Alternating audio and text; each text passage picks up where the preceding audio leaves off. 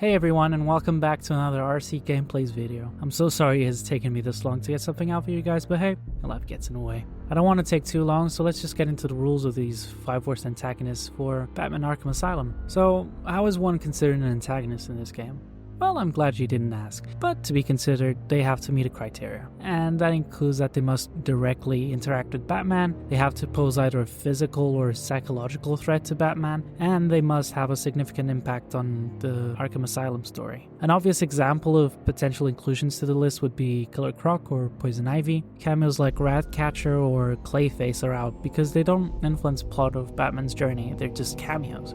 Same goes for the Titans, they're just mindless enemies with no real characterization, no personality so to speak, so they won't make the cut either. Still, I'm sure that some of my picks are gonna surprise you guys. But yeah, I'll be ranking these antagonists based on their threat level, how much they influence Batman and the main and side stories, and how memorable or challenging their boss fights are. I'll also take into account how interesting these characters are, what they offer, their personality, as well as how their presence impacts our hero and the atmosphere that they bring to the game. Though, while these are the rules I composed, this doesn't mean that I am the most right, so do tell me your list down below so that we can compare how wrong you guys are. Now, before getting into the list, please feel free to subscribe for more mediocre content like this. And thank you for all the support, guys, honestly. Even though I've been absent all this time, your support has been incredible.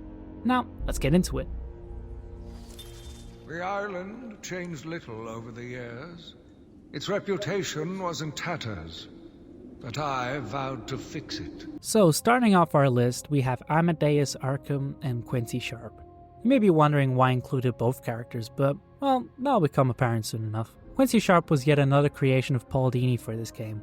A pompous, sleazy, and abusive warden of Arkham Asylum, with a sadistic perspective towards his inmates, and a deep desire to fulfill the wishes of the asylum's previous warden, Amadeus Arkham, as he also deemed prisoners as beyond rehabilitation, and fantasized about euthanizing them when given the chance. In his wiki it reads that Quincy Sharp came from a wealthy family with a long and proud military history. As an only child and the last of the Sharp dynasty, Quincy himself failed the military academy, and his application into the military was denied as well. With that career close to him, Sharp then went into the only other job available for a member of a wealthy Sharp family: city politics. Eventually, Sharp became the warden of Arkham Asylum with a shot at the Gotham City mayoral candidate one day. In the game, we are constantly on the lookout for Sharp, as he is kidnapped by the one and only Harley Quinn, and becomes a puppet for the Joker to abuse, at times even announcing things forcibly by the Joker, leading to some really funny moments.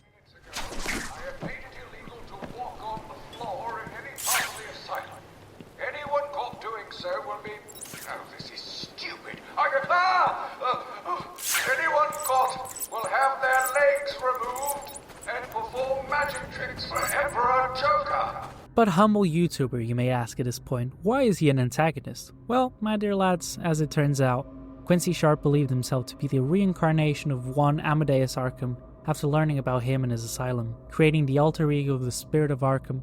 Sharp's hatred toward his prisoners grew, and he would begin to experiment and put patients through unnecessary electroshock therapies, using his authority to murder patients without it appearing a crime. A dangerous man who is potentially struggling with schizophrenia, Sharp divided his personality between his warden persona and Arkham spirit, remaining evil through and through, which is largely different to how Amadeus conducted things, adopting a more of a Jekyll and Hyde personality, helping patients by day and experimenting on them by night. He is yet another intricate character whose addition definitely benefited these games. The role of both Quincy Sharp and Amadeus is largely in the background, revealing the dark history of Arkham Asylum and its corrupt nature. Amadeus Arkham's descent into madness adds a tragic layer to the Asylum's legacy, while Quincy Sharp's manipulation by Amadeus hints at his own mental unraveling. However, despite enjoying these characterizations and the character's presence in the game, it is a shame, but unfortunately they just about make it into the top 5 worst antagonists, as I can't really justify any other position given the list. These two ultimately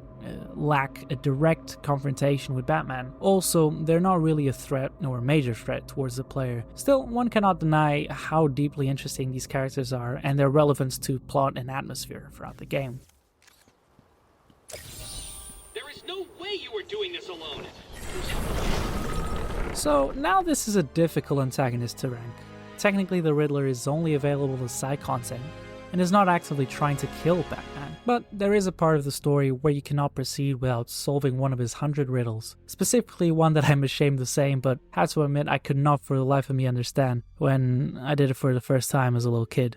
It was Quincy Sharp's painting. Anywho, since he meets the criteria and is a super interesting villain, I just had to include him. A man with an immense narcissistic personality, deluded and yet guided by an inferiority complex, abused as a child by his father, and deeply traumatized, he sought solace and through creating and solving riddles. Through them, he looked to prove his cunningness and intellect to his father, and others he thought did not respect him, and will later describe as beneath him. Once he got a taste for it, he just had to prove it to the world's greatest detective, Batman, often ranting about it through your intercom without your consent. Funnily enough, his rants become more unhinged with time, as proven in-game with every subsequent trophy you pick up. I'm losing patience. You're cheating. You must be. The Riddler's presence is ever apparent in all levels in this game. His riddles are scattered across the island, and his challenges are quite fun to complete, even if sometimes it makes you want to pull out your hair follicle by follicle. But his characterization in this game is so interesting, the way that we learn about his obsession over Batman, his compulsions in making riddles out of everything, and his disorderly need to upstage and demonstrate his superiority is perfectly encapsulated in this game. Despite us, the player, never witnessing the Riddler's action, only the way that he interacted with the island.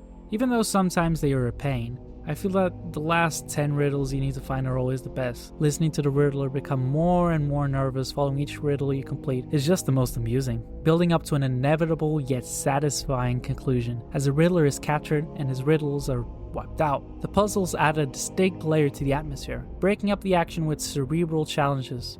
This for me was one of the most fun aspects of the game. The amount of Batman lore that I learned from this game and Riddler is good enough to put Riddler this high up the list. Still, we can't get ahead of ourselves. He has no physical presence in the game, which is a shame because really could have gone for a punch on his smug face. Still, his characterization is amazing, and this first depiction of the Riddler, however incomplete, was a great addition to the game.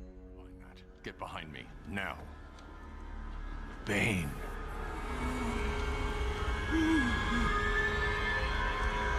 I thought he broke out of Blackgate. Cut me now. So coming third, we have Bane, just another pawn in Joker's plan to make the asylum his playground.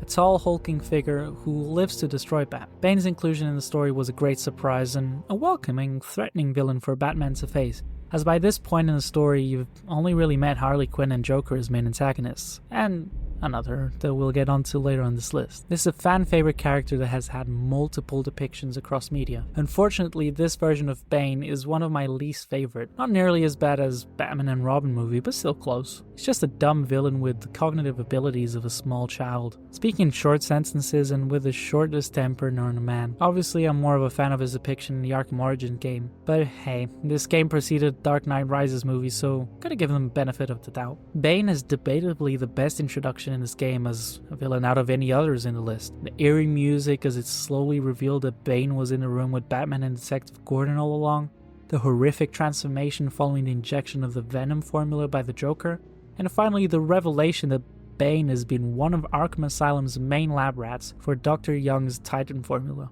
All of these moments makes Bane a welcome stay in his relatively short time on screen. Unfortunately, not only due to his characterization as a dumb brute, but also his boss fight, I have decided to put Bane down here. A fight that is basically recycled throughout the campaign with the rest of the Titans, frankly made me feel like this fight with Bane was simply missed potential. Throwing a Batarang and then dodging Bane hoping he hits head against the wall while juggling Joker's enemies. Given the limitations, I can understand why they recycled this fight throughout, but when we compare it to the other boss fights later in the game, yeah, no, I have to keep this character in number 3 despite being so iconic.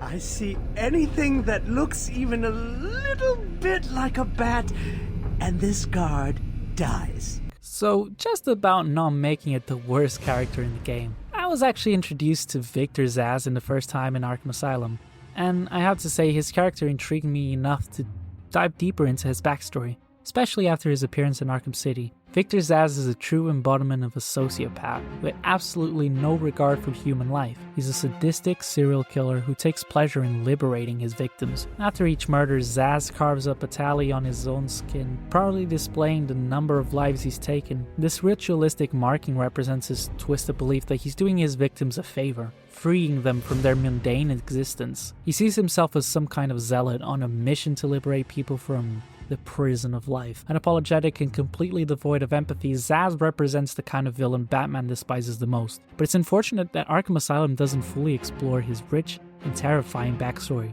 partially presented in the tapes around the island. In Arkham Asylum, Zsasz serves as a minor recurrent antagonist.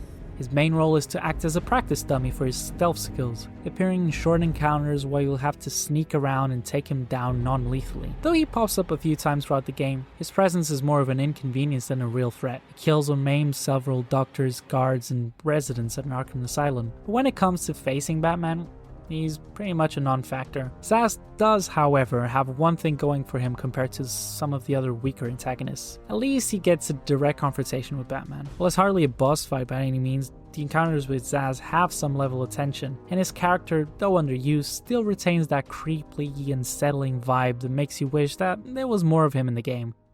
Look, unfortunately, there's not much to say here. There's a reason Frank Bowles sits firmly at the bottom of the list. And yeah, this is your number one pick this game. Just mentioning his name probably made some of you scratch your heads in confusion, wondering, wait, who the hell is this guy? Well, let me refresh your memory. Frank Bowles is a corrupt Arkham security guard who betrays Batman right at the start of the game. It's actually an original creation made for Arkham Asylum by Paul Dini. Sure, his betrayal sets the story in motion, but it's hard to call him a true antagonist. He's not clever, not intimidating. Bowles is the type of character you encounter early on, barely remember, and only think later, oh yeah, that guy existed. Filled with all the stereotypical bad cop traits, Bowles plays a minor but pivotal role for setting the stage for Joker's takeover of Arkham. He's the one that opens the door for Joker's plan, facilitating the chaos that follows. After betraying Batman, Bowles is quickly discarded by the Joker, becoming completely irrelevant after just a few minutes of screen time. What really cements him as the worst antagonist in the game is really his lack of presence. As far as characterizations go, he's just bland. When you compare him to other villains in Arkham Asylum, even the low-tier ones like Victor Zsasz, he's completely outclassed in every category. That said, Bowles' corruption does serve to highlight one key theme. He's a reminder that not just the inmates, but even the Arkham staff are susceptible to the Asylum's dark influence. His betrayal shows just how deep the Joker's manipulation goes, spreading through the island like a virus. But even that thematic value can't elevate him higher on the list. At the end of the day, Frank Bowles continues to contribute little to the overall experience. His brief role serves the plot, but that's it. And that's that. These are my 5 picks for the worst antagonists in Batman Arkham Asylum. Hope you guys enjoyed them and found it at the very least intriguing, if not enjoyable. I should be doing the top 5 antagonists soon, so be on the lookout for that. But with all that said, don't forget to comment on what you think of the list and subscribe. See you guys later.